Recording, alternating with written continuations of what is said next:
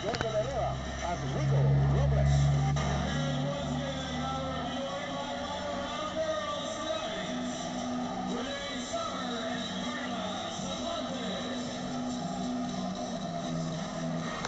Alright, some action from round number 1. Ayan po sumusugod si Jordan Herrera habang nagkukumplito man si Rico Robles.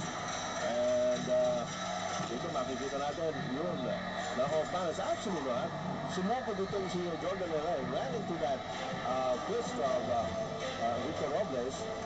At good, tinamaan naman at nagka-off balance na pareho. Kung sa dalawang eksena yun, ang dalawang boksingero. Well, lamang dito sa ating first round, nakita natin yung score. Si Rico Robles, 4-2, 3-2-3. So, ilan yan? 14. Samantalang sa blue corner, si Jordan, 5-6-3-5-5 sa limang judges. So, 24. Malaking kalamangan yun.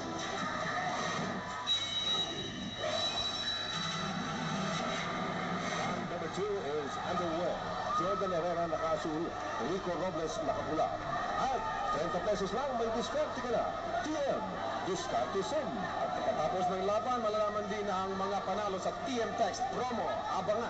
Naku, baka luminas ang pangalan dito. Alright, si Rico Robles nag-aabang-abang pa rin, ano?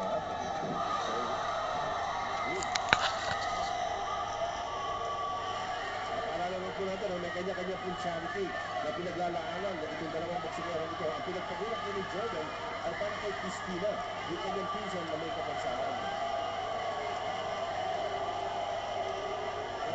Pinag-aralan ni Jordan kung gusto na si Rico Robles. Dahil yung huli mga laban ni Robles, puro atake ng atake. Yung mga kalaban, puro aggressive fighting. Kaya ginagawa niya dito, sinusukat-sukatan niya lang. Ito na, na-atake si Jordan Herrera. Hindi pang makaunting si Rico Robles. Alam mo, isang gabi, Cesar, tumawag sa akin si Danny Bonate, yung ABS-CBN News Bureau Director sa Europe. Sabi niya sa akin, sa Europe at sa Middle East, pinagkakagulan ito Pinoy, mano-mano. Yung mga OFW natin dyan. Manonood sa Europe at sa Middle East. At siyempre ba, sa Amerika at sa buong mundo, no? Sa via TFC.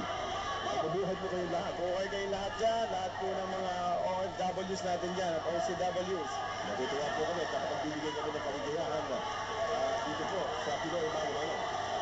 Si Jordan Herrera is still the more aggressive. Oh, good luck by Jordan Herrera.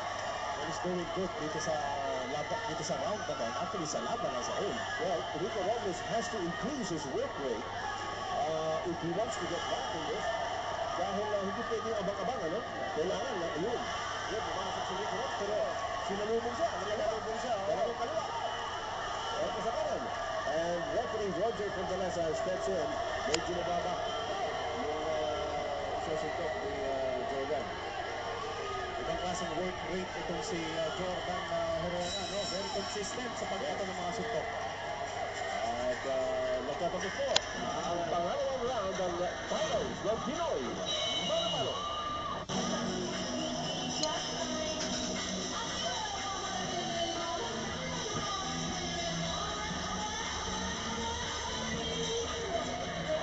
Some slow-mo action from round number 2 as we see Jordan Herrera. Siya pa rin po, sinasabi nga po natin nag-uumpisa, no? Nag-initiate ng action dito. Kaya dito, ito, si Rico Robles naman ang nagtangkang maging agresibo pero sinalubong siya ng kaliwa ni Jordan Herrera. We'd like to remind you that in the finals, 4 na round po paglalabanan. 4 rounds po tayo rito instead of the usual 3.